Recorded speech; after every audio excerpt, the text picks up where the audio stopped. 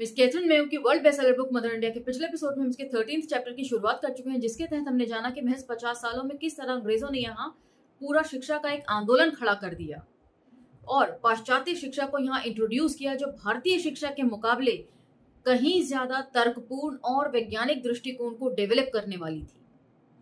यहाँ पर आबिद दुब्बा का हवाला देते हुए कैथरीन लिखती हैं कि किस तरीके से कभी किसी जमाने में ब्राह्मणों ने शैक्षिक तरक्की करी होगी, लेकिन हजारों सालों से अब वे उसी चीज को लगातार दोहराते आ रहे हैं। इससे पता चलता है कि उनका जो शिक्षा का स्तर है वो बहुत स्टैग्नेंट हो चला है और उनसे पीछे की जो जातियां जिन्हें हजारों साल से दबा कुचला गया है और शिक्षा से महरूम रखा गया है, वो किस तरीके से शिक्षा को हथियार बनाकर उनसे कहीं ज्यादा तरक्की करके आगे आ चुकी हैं और ब्राह्मण जो हैं वो सभ्यता में काफी पीछे छूट गए हैं।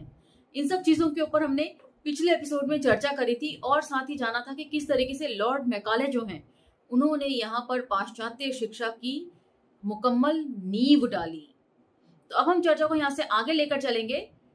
तो चलिए मेरे साथ। जय भीम, मैं शालिनी और आप देख रहे हैं अम्बेडकर नामा। तो चलिए आज का एपिसोड शुरू करते हैं और एक पैराग्राफ पीछे से मैं एक्सप्लेन कर देती हूँ कि यहाँ पर पाश्चात्य शिक्षा जब इंट्रोड्यूस की तो अंग्रेजों ने ऐसा नहीं है कि यहाँ की देसी भाषाओं को जो है वो पीछे छोड़ दिया, उनको भी बहुत एनकरेज किया कि देशी भाषाएं भी जो हैं वो साथ साथ आगे बढ़नी चाहिए पाश्चात्य भाषाओं के साथ।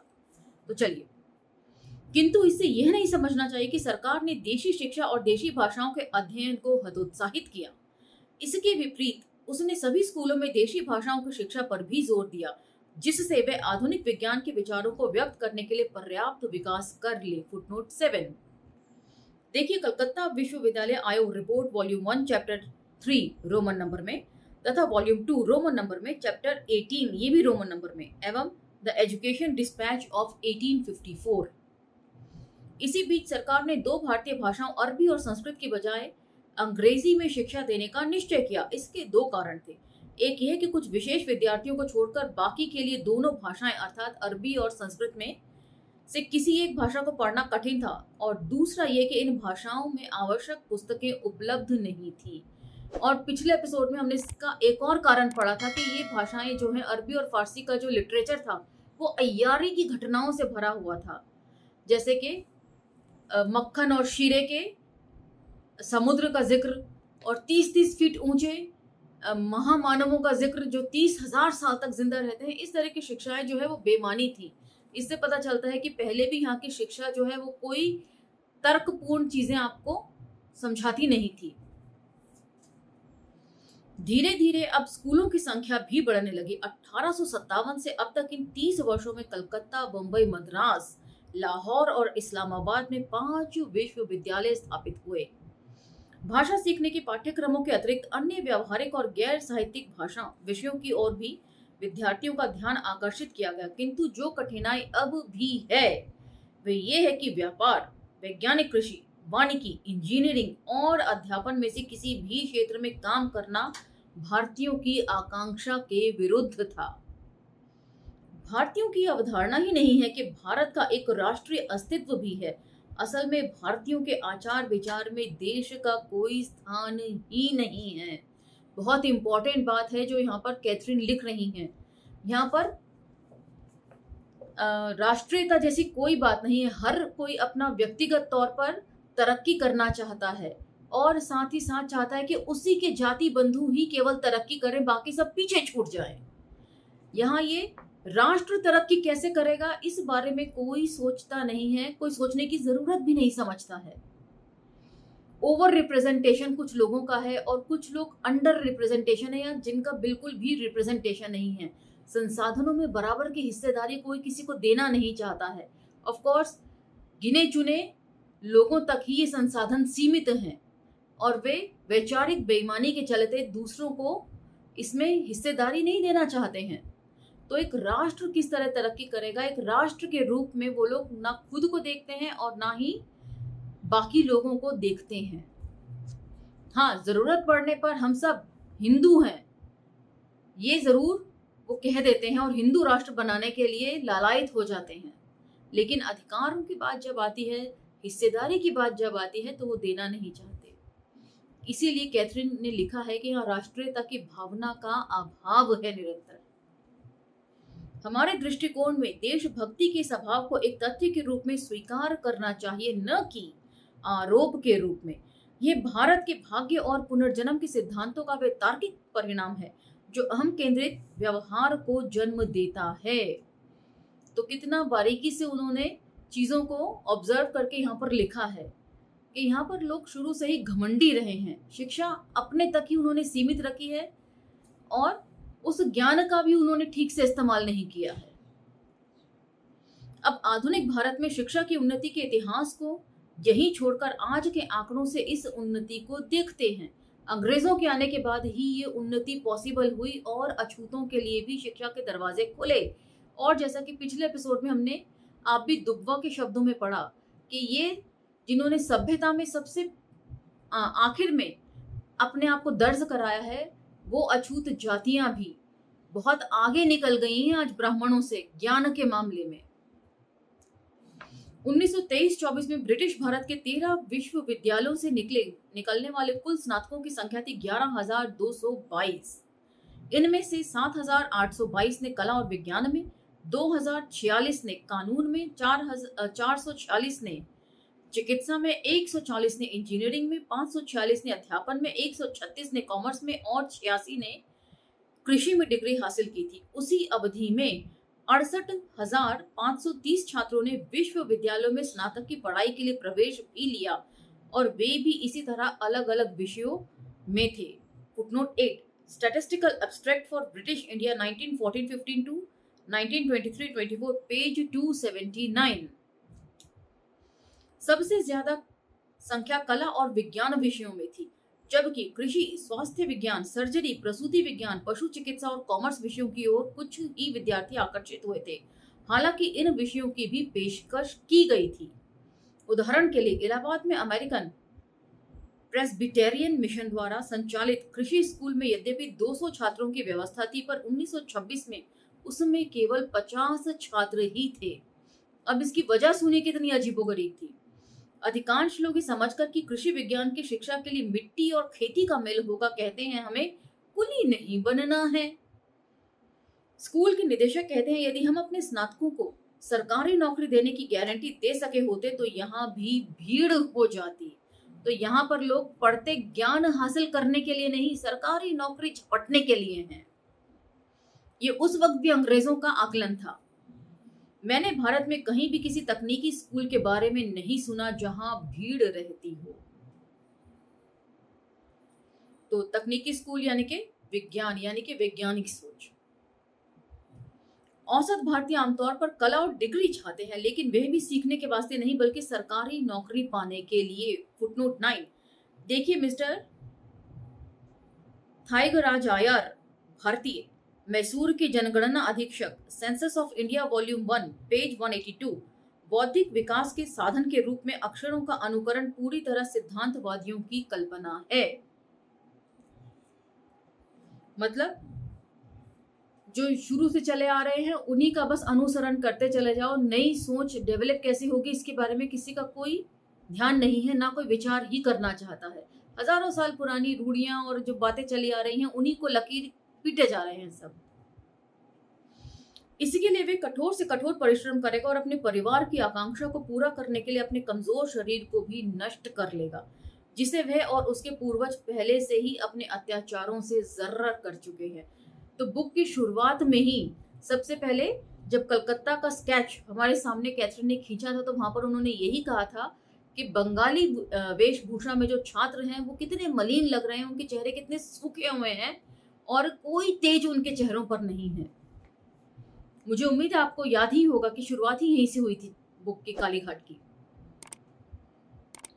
पिछले अध्यायों में इस अत्याचार के बारे में काफी कुछ बताया जा चुका है। इस अत्याचार का एक परिणाम ये देखा जाता है कि विश्वविद्यालयों से पढ़ाई करके निकलने वाले मेधावी भारतीय छात्रों के मस्तिष्क का अचानक ह्रास होने लगता है।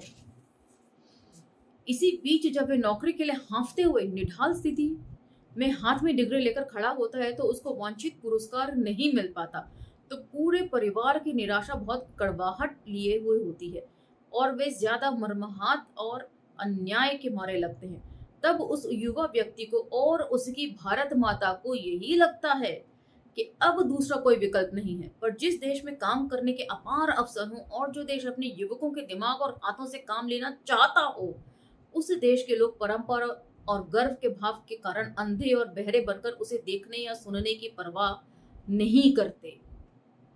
तो यहाँ पर भारतीयों के निठल्लेपन को भी वो कोट कर रही हैं कि यहाँ के लोग निठल्ले होते हैं, मेहनत कश काम ये लोग करना ही नहीं चाहते हैं। और जो लोग मेहनत कश लोग हैं, जो काम करते हैं मेहनत के, उन्हें अछूत या बहुत ही हेय दृष्टि से देखा जाता है। कोई भी राष्ट्र तरक्की तभी करता है जब हर काम का सम्मान किया जाता है, जैसे विदेशों में होता है। लेकिन यहाँ पर ठीक इसका उल्टा ही है परिस्थिति। सर गुरुदास बनर्जी इसका वर्णन इस प्रकार करते हैं, फुटनोट 10, कलकत्ता विश्वविद्यालय commission report volume Roman number में 3, पृष्ठ 161। अब क्या कह रहे हैं सुनिए। वर्ण व्यवस्था ने उच्च जातियों में कृषि, तकनीकी और व्यापारिक क्षेत्रों में काम करने के प्रति पूर्वाग्रह भर दिया है। ये सब काम वो लोग बड़े छोटे और तुच्छ समझते हैं। बस किसी तरीके से राज दरबारी बन जाओ, पुरोहितगिरी कर लो, या अंग्रेजों के टाइम में IAS IPS बन जाओ, न्यायाधीश बन जाओ। मतलब हर जगह जो बड़ी बड़ी पोस्ट है ना, किसी भी तरीके से जुगाड़ बिठा के हथिया लो और मजे में रहो। लेकिन मेहनत वाले कोई भी काम से हमेशा दूर रखो अपने आप को। तो ये निठल्लापन दिखा रहा है उच्च वर्ग का। आज के समय में विश्वविद्यालय से निकलने वाले स्नातक की डिग्री लेने वाले ऐसे युवक हैं जो उच्च जाति के नहीं हैं, किंतु वे उच्च जातियों की प्रथाओं को मानने के लिए बहुत ज्यादा लालायित रहते हैं, क्योंकि शिक्षा का मूल्यवान पुरस्कार यही है कि उनकी इज्जत बढ़े। वे चाहे किसी भी जाति के हों, पर सरकारी नौकरी से निराश होकर अपनी ऊर्जा का उपयोग वहां नहीं करेंगे जहां उनके ज्ञान और शिक्षा उनके असहाय भाइयों के लिए उपयोगी साबित हो सकता है। इस प्रकार का कोई रोजगार करना वे अपनी शान के खिलाफ समझते हैं और अपने परिवार पर सदा के लिए निठल्ले और निर्लज्ज बने रहते हैं। तो यहाँ पर इसको तरीके से समझे जाने की जरूरत है। जो एनालिसिस मिस कैथरीन हमारे सामने रख रही हैं, मान लीजिए कि कोई किसान का बेटा है, वो किसानगिरी छोड़कर ये सोचेगा कि मैं किसी तरीके से बाबूगिरी में चला जाऊं। वो उसके दिमाग में ये बात आ ही नहीं सकती कि मैं कृषि के नए नए साधन इंट्रोड्यूस करके पैदावार को बढ़ा सकता हूं और अपनी जो खेत खलिहान है उनको और ज्यादा इम्प्रूव कर सकता हूं, पूरे गांव की तरक्की मैं करवा सकता हूं। इस तरह की कोई भी सोच यहाँ पर डेवलप नहीं की गई है कभी भी। हर कोई जो है वो सरकारी नौकरी हथियाने, IAS IPS, डॉक्टर, इंजीनियर बनने की होड़ में ही लगा रहता है। लाखों की संख्या में लोग हैं और महज कुछ सैकड़ों की तादाद में नौकरियां हैं। कैसे होगा? एक युवक ने मुझसे कहा, मैं कला में स्नातक हूँ, 2 वर्ष हो गए हैं, मुझे कोई नौकरी नहीं मिली है। मेरा भाई मेरी मदद करता है, वह स्नातक नहीं है, पर जितना वेतन मैं पाने की आशा करता हूँ वह उसके 1/3 वेतन पर काम कर सकता है। मजे की बात है कि कहने वाले उस युवक को ये कहते हुए कोई संकोच भी नहीं हुआ। डिग्री हासिल करने का प्रयास भी अपनी प्रतिष्ठा चमकाने के लिए किया जाता है। अक्सर लोग उनके नाम के आगे BA फेल लिखते हैं और किसी को अजीब भी नहीं लगता। फुटनोट 11, ये शब्द वस्तुतः बोलचाल में प्रयुक्त किए जाते हैं मानो जैसे वे अपने आसपास अपने आप में BA अथवा PhD हूं। जैसे कि स्कूल अब एक उत्साही BA अनुत्तीर्ण अध्यापक के अधीन है। 15th annual report of the society for the improvement of the backward classes, Bengal and Assam, Calcutta 1925, पृष्ठ 12। तो कितनी खिल्ली उड़ाते हुए इस चीज को यहाँ पर कैथरीन लिख रही हैं कि BA फेल भी अपने आप को ऐसे करते हैं जैसे उसने बड़ा मैदान मार लिया हो, जंग जीत ली हो, जैसे वो PhD होल्डर हो। इस तरीके से BA फेल कहने में भी लोग शान समझते हैं।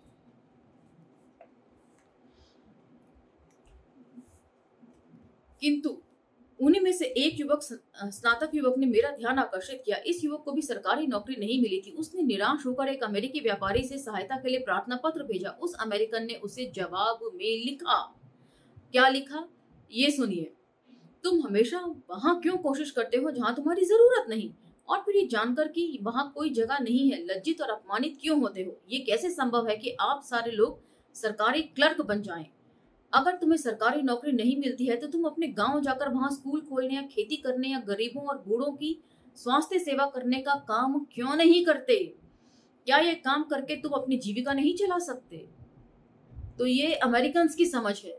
हर कोई सरकारी नौकरी हर एक को नहीं मिल सकती है, एक लिमिटेड संख्या में ही लोगों को मिल सकती है। हर कोई आईएएस आईपीएस नहीं बन सकता, हर कोई उसी तरीके से डॉक्टर और इंजीनियर भी नहीं बन सकता। लेकिन अपनी पढ़ाई का आप सदुपयोग करने के तरीके भी ना ढूंढे, पढ़ने लिखने का फिर फायदा क्या है?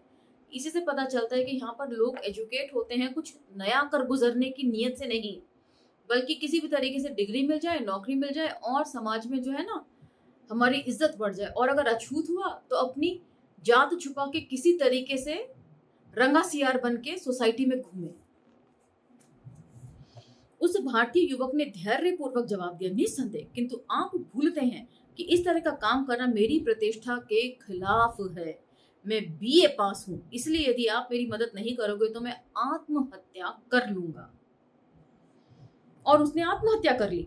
90 वर्ष पूर्व लॉर्ड मैकाले ने भी सरकार के पैसे से पढ़ने वाले भारतीयों के व्यवहार में इसी तरह की घटना का आभास कर लिया था। संस्कृत कॉलेज के पूर्व छात्रों ने उनकी समिति को जो प्रार्थना पत्र प्रस्तुत किया था उसके संबंध में उन्होंने कहा था, फुटनोट 12, मिनट्स ऑन एजुकेशन 2 फरवरी 1835।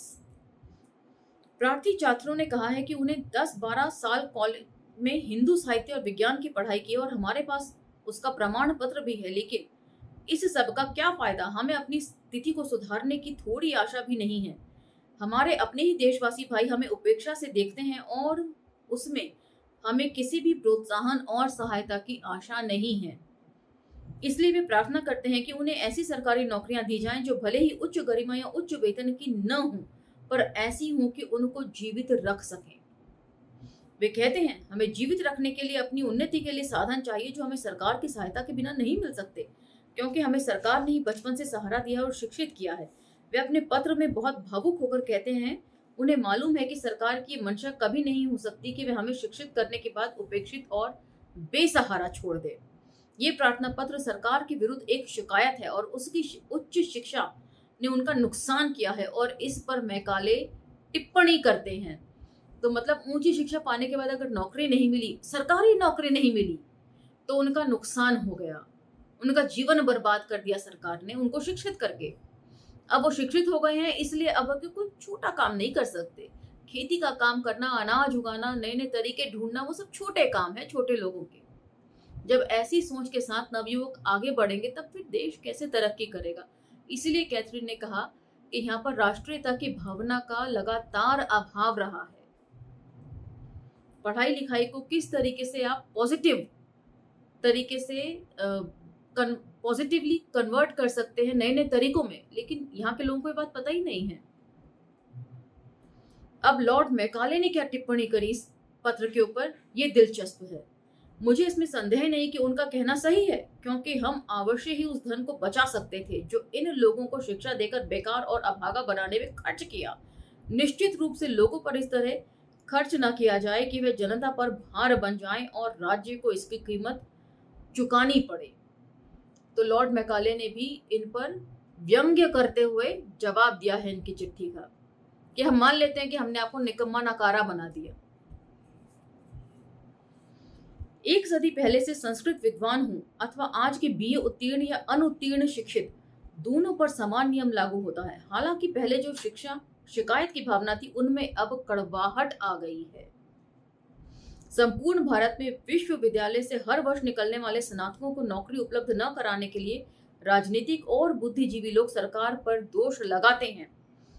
इस आधार पर भारतीय भद्रपुरुष भी, उनमें उच्च स्तर के राजनेता शामिल हैं, जोर शोर से यही आरोप लगाते हैं। वे बारंबार कहते हैं सरकार विश्वविद्यालय चलाती है, वही इसका सारा खर्च वहन करती है, फिर हमसे फीस लेने का क्या मतलब है जब हमें वे चीज ही नहीं मिल रही है जिसके लिए हम शिक्षा प्राप्त करते हैं। इस सरकार का नाश हो, आओ हम सब इसे हटा दें और उसके जाने से जो स्थान रिक्त हो उन पर खुद को और अपने मित्रों को रख लें।